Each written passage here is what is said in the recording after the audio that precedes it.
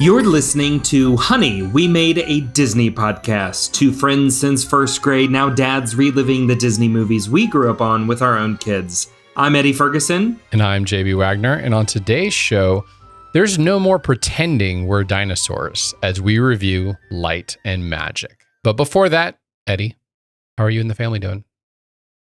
Ironically enough, a lot of pretending to be dinosaurs.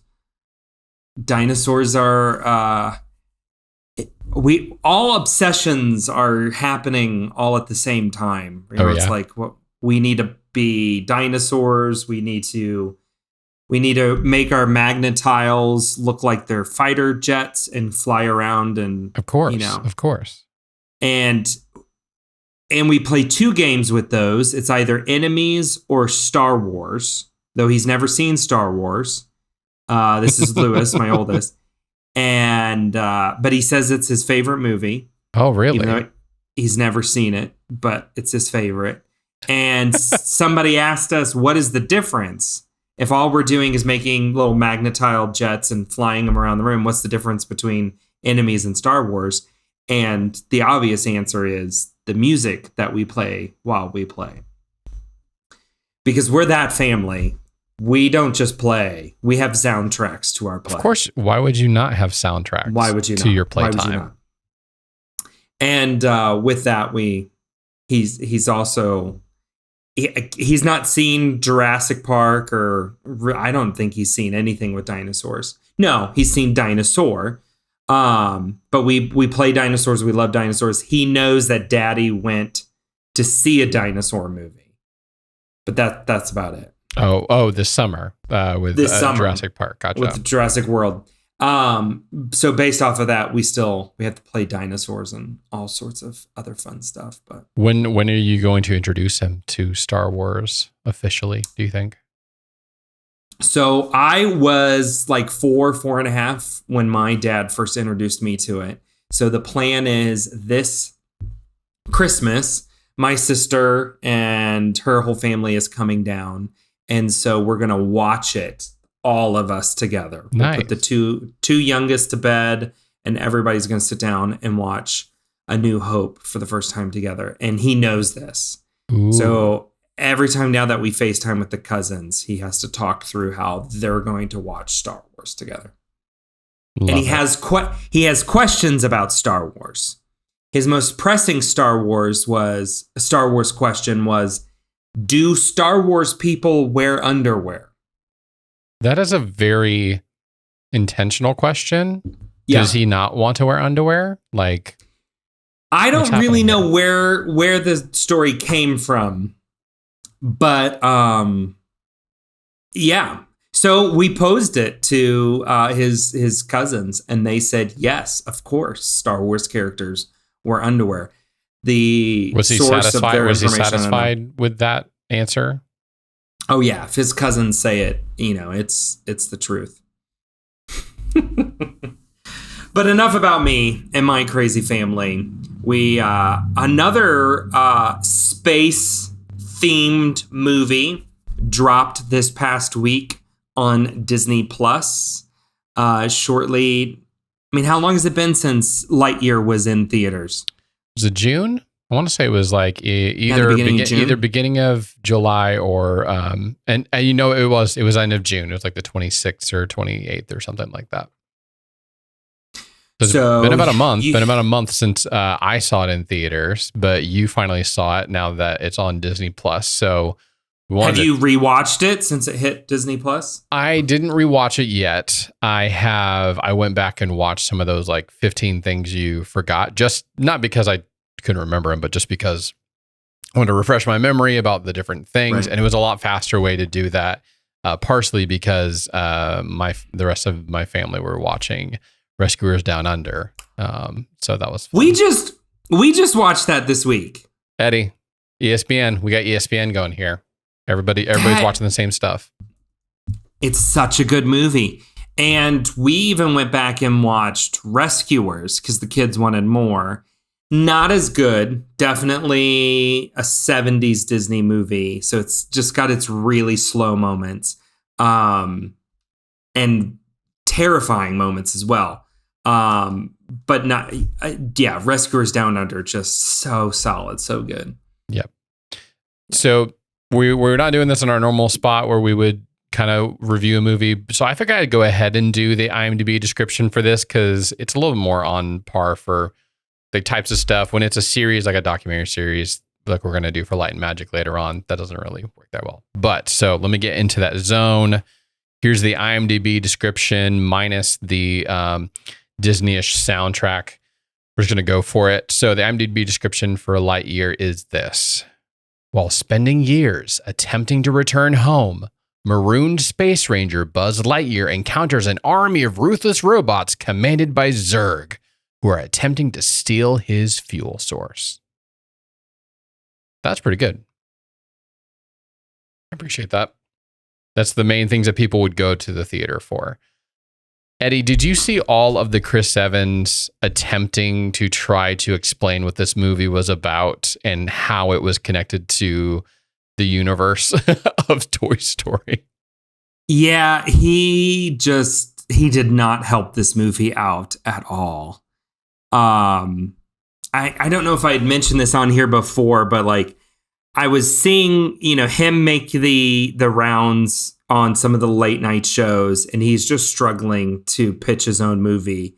And then just a few weeks later, you've got Steve Carell going out to pitch the new Minions movie, and he's just killing it. Like if you didn't want to go take your kids to go see Minions before this, you see Steve Carell just nail it, just selling this movie on the late nights. And you're like, you see the comparison. You got to know what your movie is if you're going to go out and sell it. And he just never knew it. And I think that's what plagued this movie, is that it, nobody fully understood what it was. And it's funny because they could have I understand why they didn't say the opening line of this film, because it comes up in the screen. In 1995, Andy got a toy. That toy was based on a movie. This is that movie. Boom. It tells you everything you need to know of how it connects. The problem I have is that this movie feels better as a standalone thing and not connected to the toys. And it's especially, and we've talked about this before, but the almost like the essence, there's still the same character of Lightyear, and there's crossover not only in the look and feel, but there is a different tone between Tim the Toolman Taylor and Captain America. Like there's just a different resonant tone between the way that they approach this character that felt different. Your thoughts? Yes, I'm right there with you. I think that is my first complaint against this movie is why the heck did you not just cast Tim Allen? It doesn't make sense to me whatsoever. I don't know what Chris Evans brings to the role or what not having Tim Allen does to this movie to make it in any way better than if you would have just put Tim Allen in that role. I'm also scratching my head. Yeah. I think so much of what was hard about this movie, it was an enjoyable movie, but I found myself picking my phone up, kind of somewhat watching, not watching, which is rare for a Pixar movie for me. Especially, a new, I've never seen before Pixar movie. I liked it. I liked the premise. Even just the premise of like, here's the movie that toy was based off of. That's a solid idea. That's like, oh yeah. The second they announced it a year and a half ago or whatever, that it was coming out, I was really excited for this. But I have no clue why Tim Allen is not Buzz Lightyear in this movie. It just, for me, is a big piece of why it just doesn't connect. It doesn't pull all together. The farther I kept it as its own film and saw it as its own thing, devoid of, other than the trappings of some one-liners and the suit and the name, if I kept everything else aside from that, I actually enjoyed this film. And I thought some of the underpinnings of the message of this film, of someone who's so focused on the mission and this unhealthy guilt of not performing well enough, like I resonate with that hardcore. Yeah. I resonate with that deeply. And seeing him, I felt his desire of like, this is my fault. I need to do and sacrifice anything I can to fix it because it is my fault and I can't not think about it, and to go over and over and over and over again. I resonated with that as the underpinning of this story. So I think I resonated with it more than some of the other people that have seen this film. And like I said, the more I thought of it, okay, this is its own standalone thing that is not, but is its own thing completely. I enjoyed it more, but that was a mental battle I had to do in that first third of this film. Well, and it can't stand on its own because it's constantly making reference back to things that are known. There are the suit that is brought back in the third act. There's Zurg and specific moments of Zurg and Buzz from especially Toy Story 2. It is trying at several beats to remind you that this is within. This is Toy Story. This is Toy Story. And I'm there with you. If I could just separate this out and let it be its own thing a little bit, it worked better for me. But they kept trying to pull me back. The movie itself kept trying to go, oh, hey, we're about that movie that you fell in love with in 1995. To which I would agree with you. The journey of the character is fantastic. To make that your motivation of a character is so good, especially, spoiler alert, if you haven't seen already, this is your spoiler alert, to find out that Zurg is old Buzz from the future. That really brought that together. I thought that was a really cool kind of plot twist. And are you okay with the fact that they're retconning Toy Story 2 where he says that he's his father? Where Zurg says he's his father. They're kind of retconning. Yeah, I mean, they kind of have that throwaway line in there where he's like, oh, are you my father? Well, kind of. I think he says something along those lines where it's like, okay, you're stretching this a bit. And I think that's where this movie starts to... The motivation of the character is strong, but the plot of this movie is not strong at all for me. And all of the other characters, I don't care about any of these other characters whatsoever. Because it's, this movie is so exposition heavy. And that was one of the things that I was sitting there thinking, like, one of the beauties of Pixar is that it works on so many different levels all at the same time.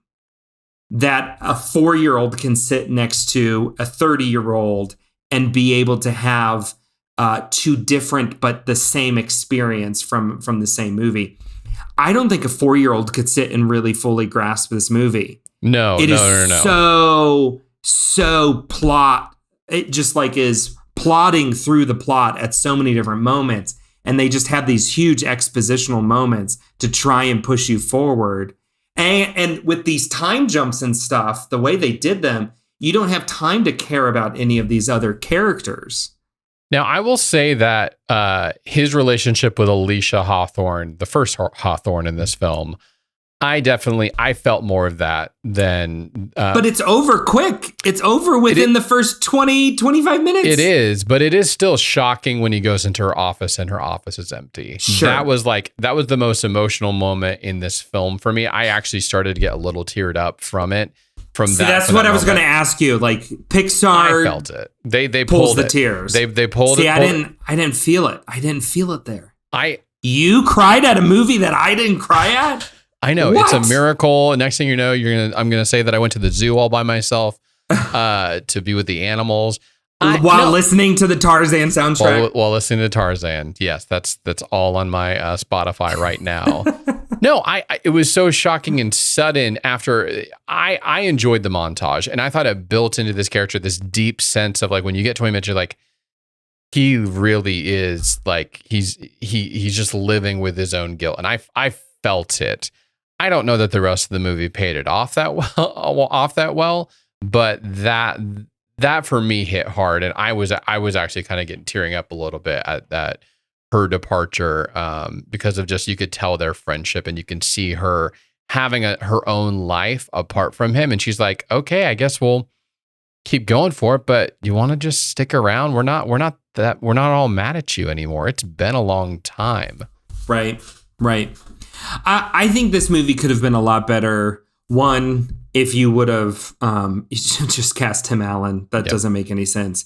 I think that would have brought the cohesiveness of this being the movie from 1995 that my brain just constantly fought against. I couldn't settle into that. I was fighting it too, yeah. And I think the second thing I would have done was I would have introduced Hawthorne, the granddaughter, at that scene. Yeah. I know we see her as a little girl in the hologram from the death of Let us get to know her early, yeah. But I need to meet the Hawthorne that we found later right there in that moment somehow. And I know that there was another time jump in there, but you could have played around with that. I needed to have that connection. I needed that emotional transfer to happen at that moment. And then because she's with these other characters and they're kind of this motley crew, which has some funny moments. It's fun, but I don't care. It's fine. It's just fine. Which is sad I've because seen it before. Taika Waititi in there, I was like, oh, that's Taika, but he didn't give anything like crazy special performance in this. There wasn't any specific person that I really was like, oh man, this person's hilarious. They're endearing. Even Izzy herself is okay. She's not great. I enjoyed the fun of it in the sense of she is from this great heritage. She should be this amazing pilot, and she's afraid of flying. Enjoyed that little turn on it, but without that, it would have been fine. Even though I know the story is pulling on like he needs to be with his people and he needs to not try to do everything alone. I don't know that these were the greatest characters to surround him with. Yeah, I would have been more intriguing to me is if you could have, without being, a perfect replica, but give me more of a Woody style counterpart. Yeah. Give me a nod to the Woody and Buzz relationship. If none of those characters kind of gave me that, it felt like they were more lost than he was. Yeah. You needed this other character to come in and to be that Woody at what they were doing. Right. Who understood who they were. I mean, that's the thing about Woody. As much as Woody is insecure in his position, he was always secure in who he was. Yeah, he's a toy. He brings joy to this little boy. He understood who he was. He was insecure of his position.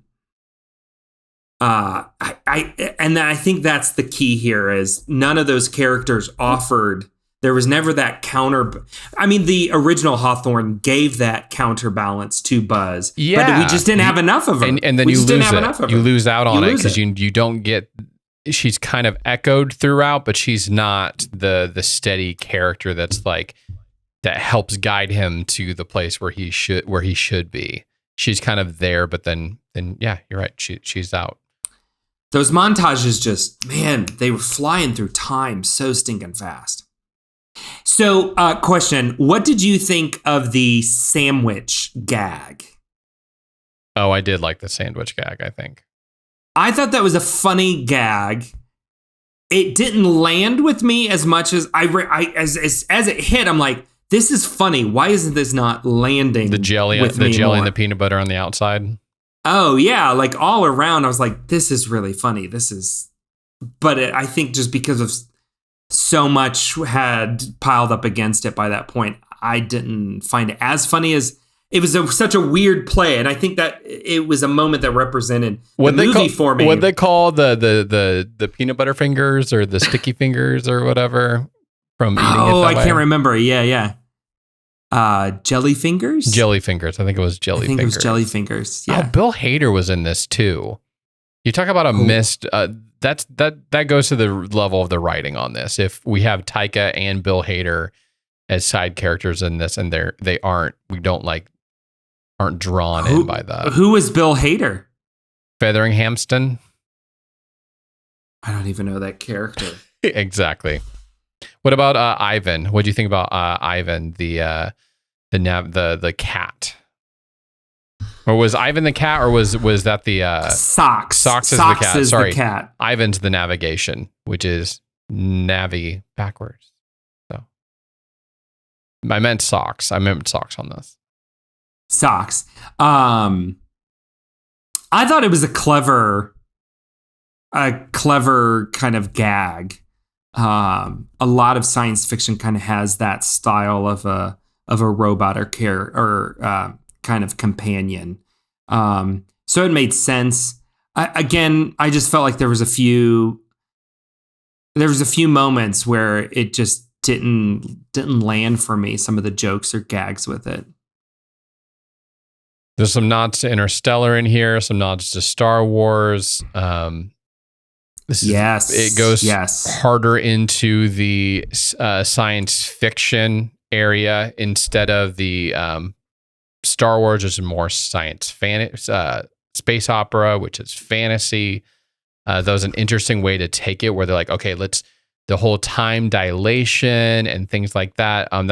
That's always the choice of like, are we going to go more crazy, interesting? Like, now, granted, there's Vine characters and stuff like that, but everything they're doing is based in some sort of a realistic thing versus Star Wars, which is fantasy, myth.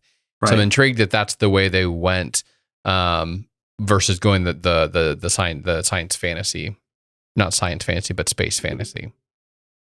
Yeah, I wanted to see a little bit more on the planet. I thought that was a very intriguing. I thought that was kind of a cool choice and design to kind of have the different creatures and the vines. You know, how did the people who stayed behind with Buzz while Buzz was out doing his missions, you know, what did they have to go through to kind of conquer the planet?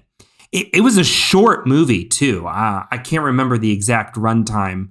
It was the right length. I remember thinking we should be done now. Oh, yep, there we go. Now we're finishing. Yeah, up.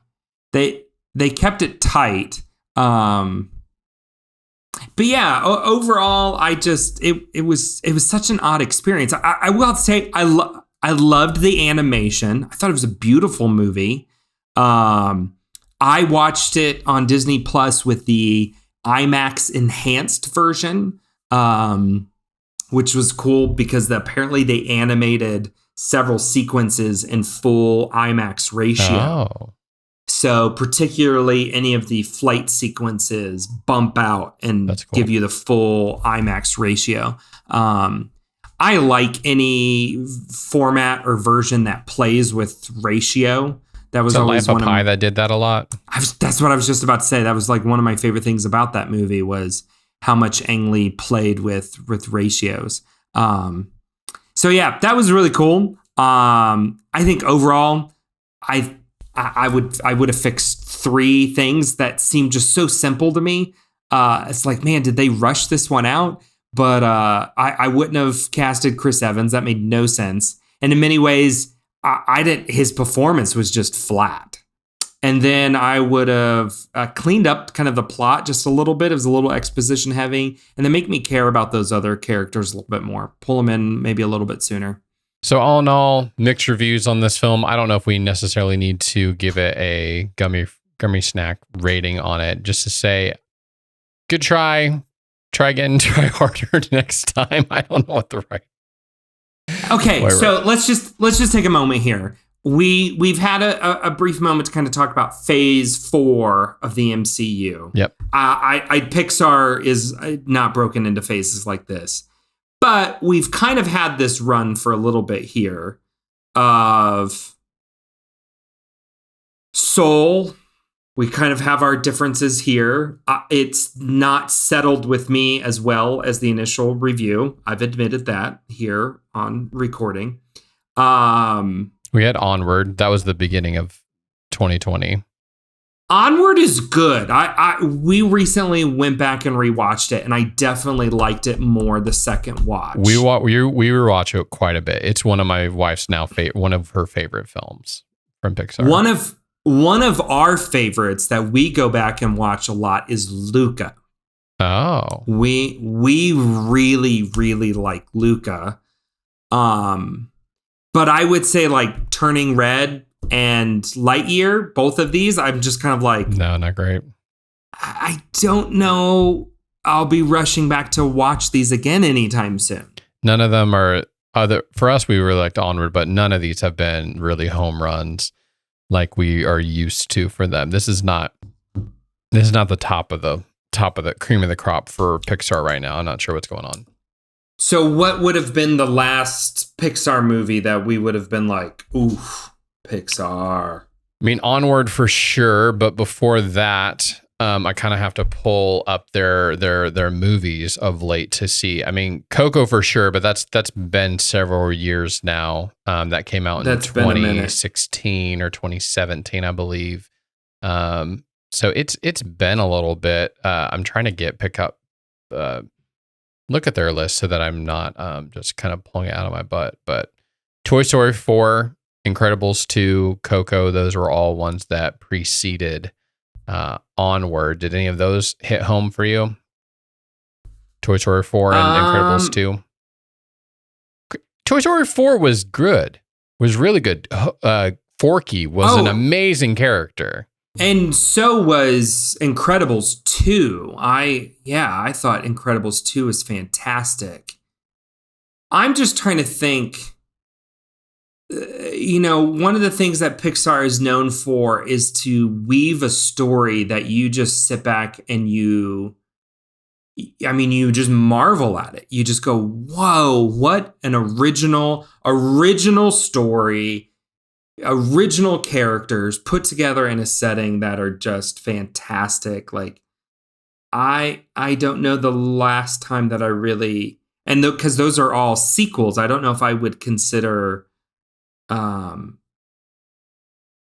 those originals. What do you know what we have coming up for Pixar, Eddie? No, I don't know what's next. I take that back. We've got Elementals. Yep.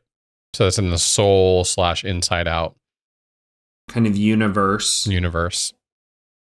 I mean, yeah. So Coco, I would say, would have been the last one where I walked away just going, holy cow, Pixar. Mm-hmm. I mean, again, Incredibles 2, Toy Story 4, fantastic. Onward is a good movie, but I don't know if it rises to that level of just going, I was being blown away. It gave us the emotion and the feels with the father and everything like that, but I don't know that storytelling was where it really made its mark. It made its mark on like fun road trip. It was a lot more lighthearted and a lot more tongue in cheek. So yeah, I'd agree with you on that. Luca, I really like. I don't know if I would say that it's original, if like groundbreaking.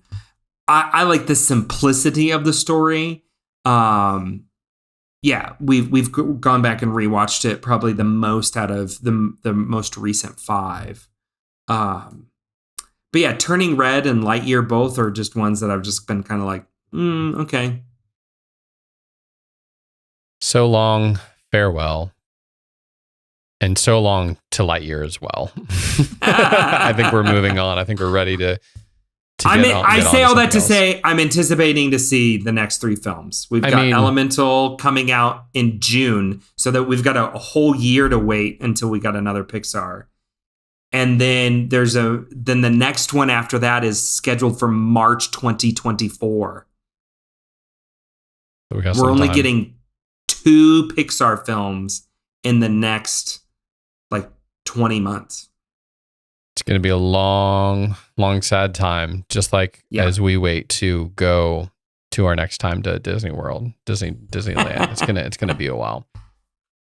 So let's talk about what we kind of prepped everybody for last week. Another series that dropped, and we had been taking our time making sure we could watch all the episodes of this new series. It's a little bit different because we're not doing a original series. This is all docuseries on something that we love, if you've listened to this show at all. And what we're talking about is the series Light and Magic. Cue the Disneyest sound effect.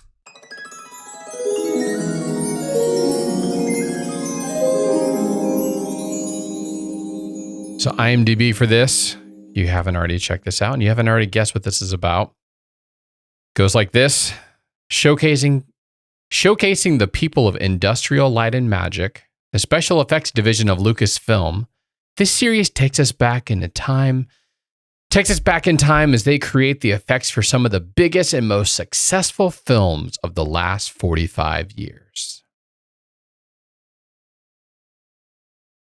Eddie, did you know where the name Industrial Light and Magic came from?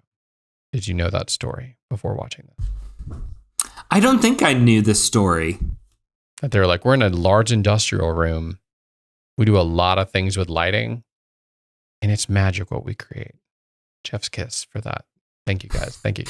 There are so many moments in this docuseries where you hear how something that is now risen to the level of being iconic and just huge, that when you hear the origin of how it came about, you're just awestruck on how simplistic the origin is, that it's both frustrating in one moment. I'm like, no, that's stupid. It can't be that easy. And then on the other hand, you go, no, that's genius how simple and straightforward that is. I felt like there was moments like in every episode of this where I'm like, what? It happened that way? You mean potato asteroids? Yes. The potato asteroids, honestly, the second that happened, I flash back to you and me filming the fairy tale book that we had made for the intro of like a senior video or whatever, and using fishing line to magically turn the pages. And nobody appreciated it. And nobody appreciated it. We were all alone. We worked so hard on that. That was your magnum opus, Eddie. And no one in that class didn't deserve it.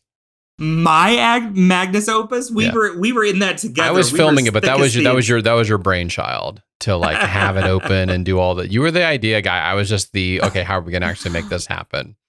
I remember that more of a partners in crime moment. But yes, I don't know. I look back at that and went, yeah, like if they put potatoes in as asteroids, we could have passed our stuff on as so much more. So I want to say before we get started on a lot more of this stuff that I just kind of like tried to go back and think of all of because this really is the making of story. It just happens to be about a company, not just like a movie. That's but staying in that world. So anybody who was starting wanted to know about film and how movies are made. The first thing I would point them to is, of course, Lord of the Rings. That entire series of things, just the breadth of filmmaking that they cover in that is insane, especially for a kid growing up in Indiana. I had been making videos myself, but I didn't really know everything that was a part of the process. Watching that was like going to film school. And saved me so much. It could save me so much money because I didn't need to go to film school after watching that. Just kidding. But like they cover every single department on this massive scale.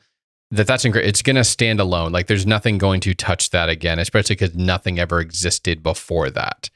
Then but there's been two more recent ones, including this film, that have I kind of went from, hey, there's nothing going to touch Lord of the Rings. Not that I don't care about the making of, because I think we've gotten good stuff with Mandalorian, but that's a separate one actually. I might come back to Mandalorian. I'm gonna guess because Creativity Inc. seems maybe too easy because we talk about it too much. Well, and that's a book, so it's not quite the same thing. But I think you're gonna say Into the Unknown, the docuseries about Frozen 2. I am, because it felt like Ed Catmull's book, Creativity Unknown, Creativity Inc., lived out on camera for the first time. That's what startled me. I loved that docuseries. So what's interesting about it, where Lord of the Rings is the breadth of filmmaking, Into the Unknown, one is behind the curtain on animation that we hadn't fully ever received. And how awkward Idina Menzel is in person. Yes, that'll always be a nugget that I will never forget. I will never unsee her awkwardness talking to other human beings. But it was really, how does an animated film make it out alive? There was a sense of like impending doom. This thing is not going to make it. We are not going to get to the end of this thing. And I'm sitting there going, I've watched the film. I know it's real. Are they going to make it? Yeah, but the story, are they going to figure out this? Are they going to cut? Are they going to cut that song? That's like the iconic song. They're going to cut that song. You're like in there watching them, like watching creativity happen. We got to figure this thing out. All the song versions that didn't work, the screeners that didn't work, going in and getting bombarded with bad feedback from other producers and directors. It was incredible. It was that's why I feel it's kind of up there for me. Another one, it's on a lower tier. It's not as great, but like The Mandalorian, seeing those directors sit around in a round table was awesome. But we've kind of seen that, like GQ and other magazines kind of do this, like actors talking to actors. So I've kind of seen that trope a little bit, but this was different. This felt like a legend or origin story, but even more than that it was so heavily about the people, like the human beings. They told all these little small vignettes on each person, how they got started, how they got brought in, each of the major people along the way. And I think that's what really stood out to me on this was a less about a company and more about a group of people, these like outsiders coming together.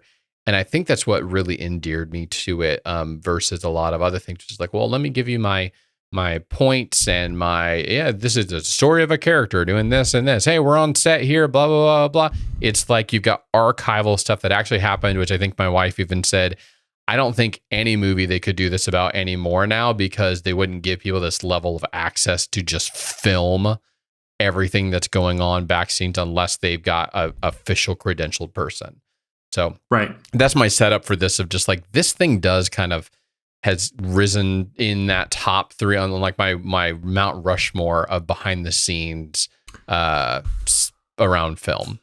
Well, I would say this one, more than any of the others, has struck a chord in understanding working culture and understanding how when you create a creative culture, and that is a fun creative culture, but still at the end of the day, wanting to create, you've got to get stuff done. The amazing things that you can accomplish. And I think that's what I'll tell you. This was not what I thought it was going to be. I was a big fan of the Imagineering story, which isn't about the people so much. It is about the projects. It's about how did the Haunted Mansion happen? How did this happen? And kind of goes off from there. Then I saw the Behind the Mac thing that you had sent me as soon as it come out about Skywalker Sound, which is kind of connected with ILM. And so I thought, okay, maybe this docuseries is going to be a little bit more of a blend of those two things. I was taken aback just how personal this was, and how, even though these are real people, you felt like this was a drama of characters. You got such intriguing personalities playing out here, and people being totally honest and forthcoming with the good, the bad, and the ugly of the things that had happened. I think the moment for me in this whole docuseries that just hooked, like the the hook was already in, but you just set the hook in me, was the moment when they're transitioning over to The Empire Strikes Back, and George Lucas is hand selecting those who worked on the original to come back and really form ILM. This is, the moment. And he doesn't choose John Dykstra. Yeah. What a decision. Like, that's a choice. Like, that was a choice to not bring over the one dude that was like started this whole thing. Yep. Like, you go to the page and it says, who are the founders of ILM? It's George Lucas and John Dykstra. And he doesn't bring him back. I don't think and the way that they speak so honestly and open about it, even John Dykstra, like that whole moment when you realize, and George says it, and then they cut over to John, you're like, oh, what is he gonna say? And just the way that whole thing plays out, hook was set. I was just like, I gotta see how this whole thing weaves and comes together. Well, mine was set before that in the first episode. I know that yes, do it. I just waxed eloquently about, or not eloquently, maybe it was just average, but about behind the scenes stuff. But man, the foundation of the design for the Millennium Falcon and the fact that it was inspired by dirty dishes that were like on top of each other that looked kind of like a hamburger, or they called it the pork burger for a while. That's ingenious. And so I apologize. I didn't remember that Joe Johnston was the director, Joe Johnston, who has then gone on to do Honey, We Shrunk the Kids and all other kinds of things. That's another great story we can get to in a second here. But that it came from dirty dishes, and that the things like the cockpit and the satellite dish. I've already built these two things. Please make sure that the design has those. Because the satellite dish especially is such a weird, random thing that it's just like, why is this here? It literally is only there because they had made it and they wanted to use it. And that they made and then they make the choice of like, okay, we have a cockpit now, which is one of the most iconic parts of that thing. And it was a leftover piece that wasn't going to get used, and it could have looked like anything else. This is incredible that that's how this most iconic. I literally tattooed it on my body. Yes, right here on my arm. And this thing right here, I'm trying to get it up to the camera. I can't get it. I'm in a weird spot. It's on a weird part of my arm. That it was made by leftover pieces is so perfect. It's genius. To see the level of problem solving and meeting pure happenstance is just, again, that's why I keep going back to like the moment of you and I filming this silly book with fishing line, because I look at it and I go, anybody could have done this. Mm-hmm. Like, there's nothing's. Yes, I mean, these guys are very intelligent, very smart, but they did it. And that's the difference, is that they actually stepped up and they did it. Figured it out. You know, they put their heads literally together. Built their own. Built their own cameras. They built their own cameras. They invented motion control. This is where that was invented. This is insane. These are incredibly brilliant people. And these cameras, they pretty much made their own as well, just taking scraps from old cameras that nobody wanted anymore. Like, so many little things like that. The motion capture or motion control cameras and how they did all of that is just fascinating. But yeah, I go back to that and I just go, yeah, this is just a testament to get up and do the work. Just do it. You don't have to be some special appointed person or have some incredible experience or education. You just got to get up and try. Yep. It's incredible to go through just like all of the technological innovations that they made in this. And really, it brought me a moment, especially by the end of this series, that last episode, and they're like kind of walking George around the set, and he's like, this is what I envisioned 30 years ago. And I said, this is what we're going to need to do the things. And he's finally getting to see someone else kind of live that out. And then hearing the stories of all the things like they invented the projections that we all use now, digital projection, and bought projectors for most of the theaters to use to project it the way that he wanted to. That's crazy. Yes, this last episode had so many moments in that where you can just see George just pushing it forward. That I always knew, I've always had a great appreciation for him and his genius, but he's also one of the few who is a visionary, who is for lack of a better way of putting it, a futurist, somebody who can envision what the future could be and works to make that happen.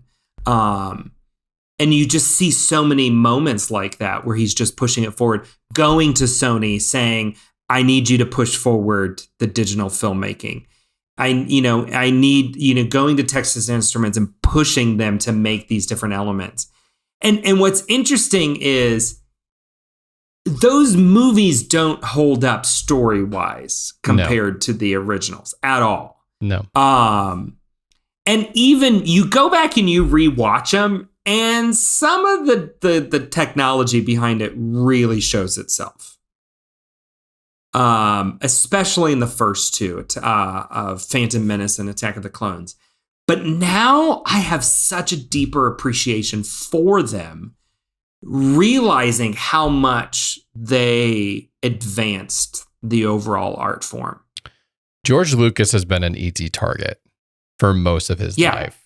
He has, there's a reason, because of that, someone went out and made a fan-made documentary called The People versus George Lucas. Have you seen that?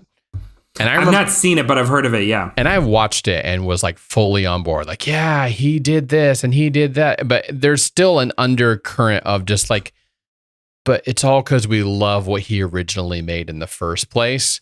And I know it wasn't just him. There was many people involved. But this maybe, even though there are major story things that I'm like, why did you make that choice? Why did you do that with episodes 1 and 2 and a few things that in 3 or whatever in the 6th one? But it made me go like, even for those shortcomings there, like if you just looked at his technological influence on what the rest of us are doing now, we all owe him such a debt of gratitude.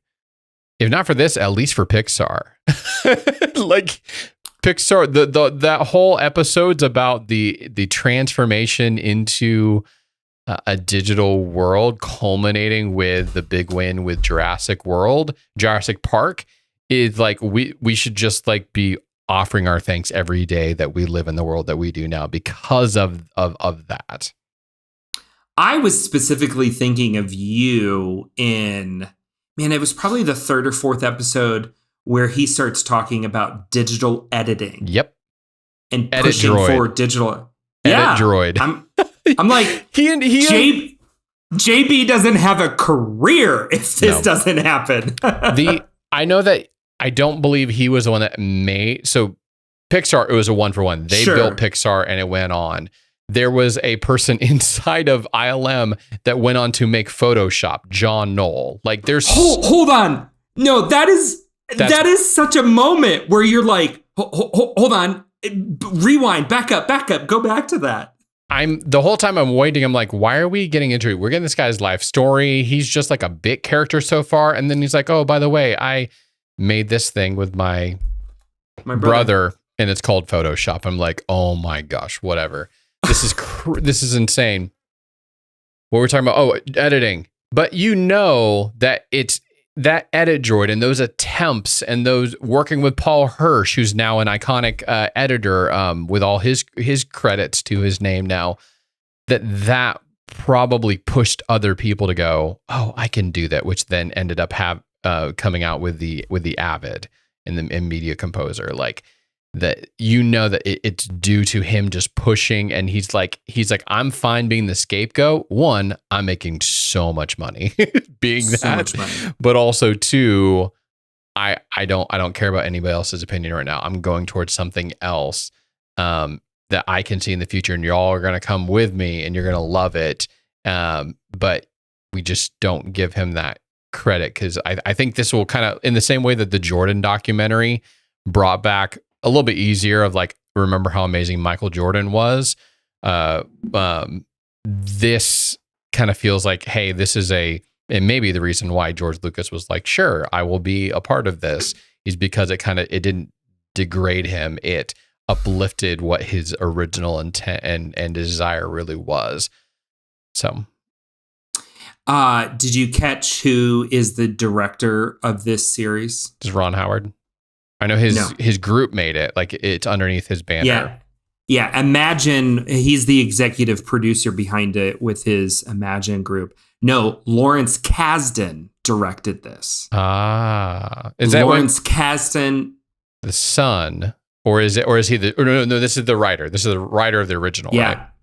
He's the writer, not of the original. George was alone on the original, but of Empire Strikes Back, Return of the King. He wrote Force Awakens with JJ. That was the only, It's probably why it's the best of the sequels. Yeah, I wasn't going to go there. I'm like, we beat up on it enough. He's the guy who came in, and him and Brian and he came in and fixed Solo, a Star Wars. Made it better than it was. Yeah. They brought in him and brought that. He also is the co-writer of Raiders of the Lost Ark, The Bodyguard. Yeah, The Big Chill. Like, he's just got so many huge credits. So he was the one who directed this. And I want to say it was his directorial. No, it's not his directorial debut. What am I saying? He's got a lot. But from a documentary series, this is his first documentary. So you've got a storyteller, a director coming in who already has a deep love and connection and appreciation, but wasn't, it's not Spielberg doing this or Brian, why do I keep messing up his name? Brian DePalma. Ron Howard. I keep mixing Brian Grazer and Ron Howard together. Because they both were Imagine. Right. So it has just an interesting perspective all the way throughout it, where it is honest and reverential without being too heavy with that. And I don't know how to describe that. It's not exploiting anybody. It's not throwing people under the bus, although people do get left under the bus. The biggest one we've already talked about John Dykstra. That's the biggest omission in that, not omission, but like kind of gets left behind in this thing. But I also just felt at first so bad for Phil Tippett. When Jurassic World Park happens, this is going to be his biggest thing he's ever, like literally he's building the thing he's going to be known for the rest of his life. And then these other guys come in and they're like, actually, we're going to make something better. And he's left with like, what do I do? And what I love is that they turned it and they were like, these animators aren't going to know how to make these things look realistic in the motion of their mechanics. And you've lived this your entire life. So we're going to have you use the same thing that we just replaced to help you with electronics and stuff like that. You can do your same craft and it's going to help the animation come to life. And they had him a part of set. I thought that was a brilliant idea to keep him engaged in it, even though they had replaced him. It's like, we're going to move you into the board. We're going to move you into the next level of managing, but we don't need you to put your hands on everything, but we still need your help to make this animation work well. And that, I think that is, you saw moments like that throughout all of this of appreciating the culture and the people behind creating these moments. It's not just about churning out a product at the end. It is very much about the collaborative effort of people, and are you collaborating to be able to accomplish these really great things? And I think there was enough there that, you know, he gets pulled along. And I appreciate how much they provided ways for people to make a move from the model shop over to the computer department. Yeah, I love that little love story, cool. The little love story in the shop. But then, that episode was great because you also see Dennis Mirren, who is so heavily part of the camera side of things. And he could have just said, I'm going to stay here and just continue to evolve this, even though we're going towards digital cameras and we're starting going towards digital creation of things. And he's like, you know what? There's some cool stuff going on over in the computer department. Let me just start learning it and let me start diving into it. That was so inspiring to go like, I'm going to learn a new craft. I appreciate, so you brought up Dennis Mirren. There are so many moments in this where I lost, this is crazy to say, but maybe it lost a little bit of my, Spielberg lost a little bit of his luster. Because I'm sitting here going, some of these shots, some of these things that we think are like Spielberg at his finest is really Dennis Mirren pulling them off. Funny. You know, like the E.T. stuff, you're going, wait a second. Some of these iconic shots of E.T. that we use as an adjective, you know, an Amblin-esque series or movie or whatever, that feel, so much of that can be attributed to Dennis Mirren and the way that he pulled off some of those visual effects in that movie. One of the random stories, some just random highlights from this thing. I just want to say the animator lady, Ellen Poon, who left her husband for ILM, should get the biggest, the most dedicated employee of the Millennium Award for leaving her husband because she wanted to work at ILM and he didn't want to move from England to America. That just like floored me. I was just dying watching that. Oh, okay. Yeah. And I think that was what was really cool about this whole series is that you see there was this beautifully, and I give Lawrence Kasdan huge kudos to the way that he structured this. And ultimately the crescendo was the final interview with Phil. And he's talking about his daughter being sad because she thinks she's too old to play with her toys. And he tells this beautiful story of them getting out a camera and going, if you're making a movie out of it, you can do it forever. That was such a beautiful little, like, to end on that story.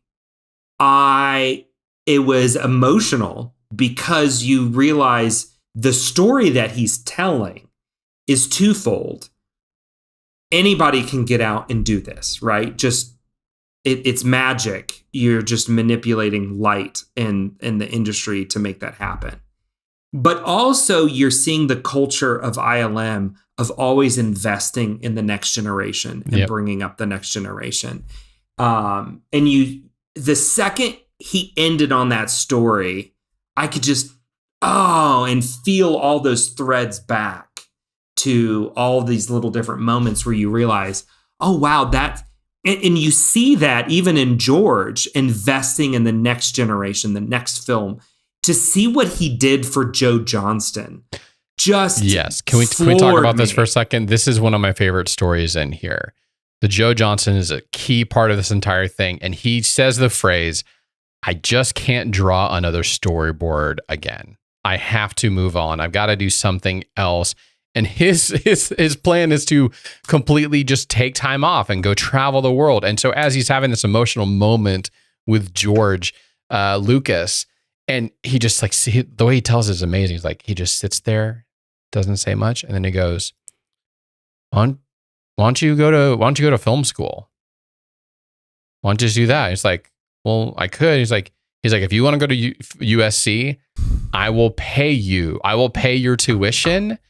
And he kept him at half salary during this entire thing. And he said that his USC film school got him Honey, I Shrunk the Kid. Plus George like vouched for him and said, this guy is amazing. And then he goes on to eventually make Captain America.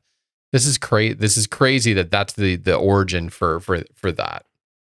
No, I think Joe Johnston is one of, if not the most underrated directors in the last 30 years. Because even, you look at something like Honey, I Shrunk the Kids or The Rocketeer. That in and of itself is pushing forward special effects and the types of stories that can be told. But that's just such a beautiful moment where you see ILM and the, George, because he's the one influencing the culture with it, of investing in the next generation and always, bringing people along, but pushing towards the future, seeing what is possible, but invest in the people that are around you to make that possible.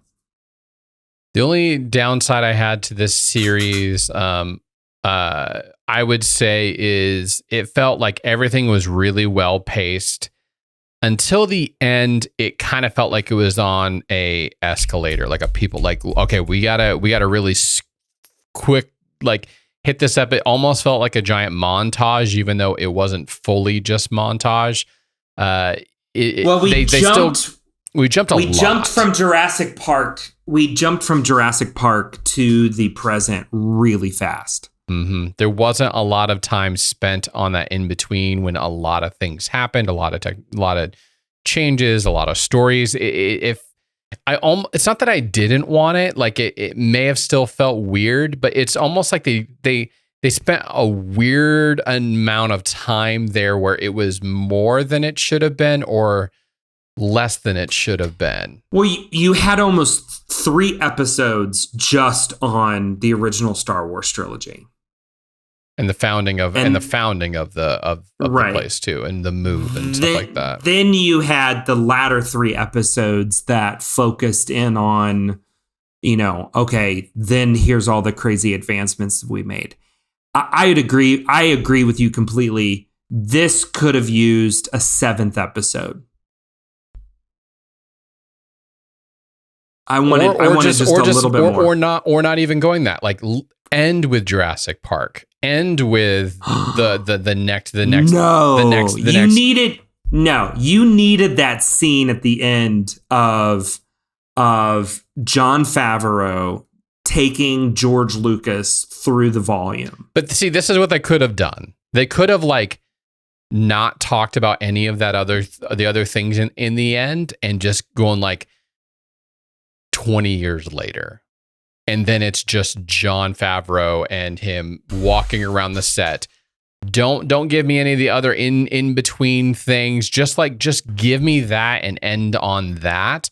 I could see that being a good end. But they almost gave too much. That's quite poetic. I like that. Because they gave a little bit of and then we have this and we have something a little bit over here. And we're going to give you a little bit of a taste of the Mandalorian and things over here. And then it was I don't know how long the sequence was, but I felt like it was an awkward teenage. It was an awkward 13-year-old kid in that middle of we didn't really get enough to know what was going on, but we gave too much.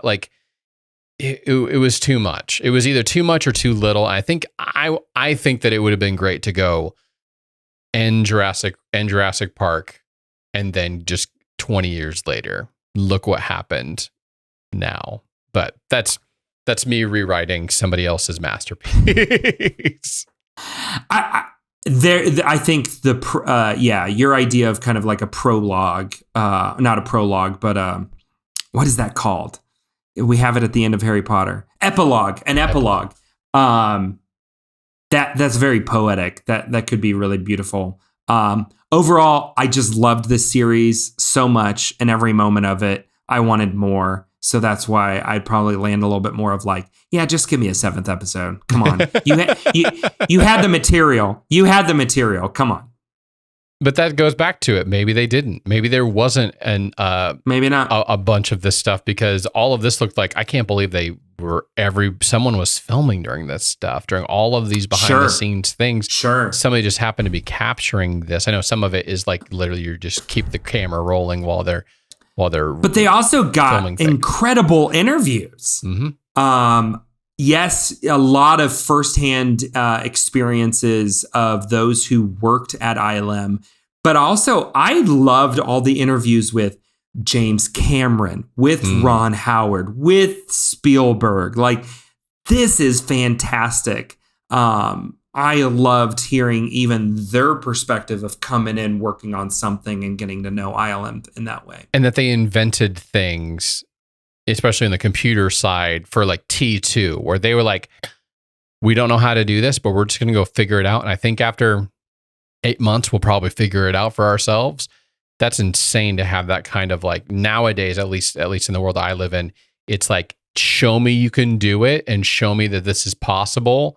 Then we will invest in it. Then we will make that thing happen, versus being like, no, this should be a thing in the world. And I think if we put the right people around it, it's going to happen. I wish more people would take those risks, but then again, it's not my money. It's somebody else's money normally. So.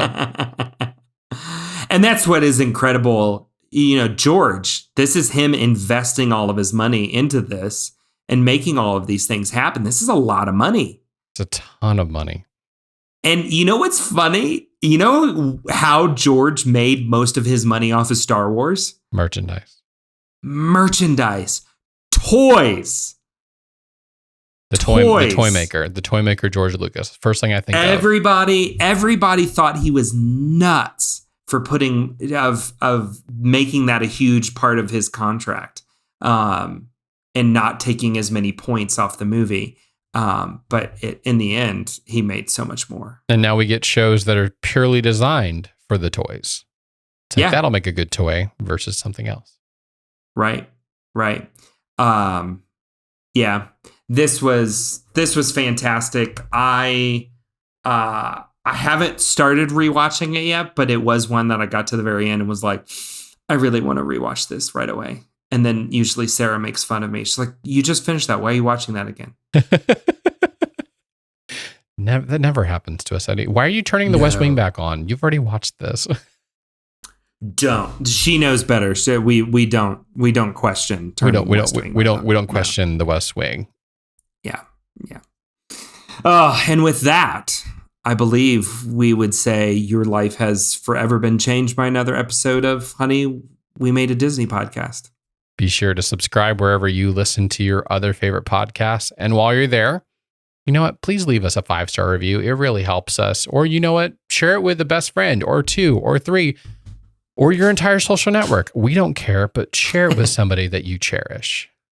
You can also check us out at honeywemade.com. Yes, we have a website. You can see our full movie list, which we will get back to in next week's episode as we go through all the Disney movies from 1988 to 2005, better known as our childhood, including next week where we will review Recess, School's Out. So excited for this, Eddie, but thank you for listening. And remember, if you believe in something, there's nothing worse than not trying.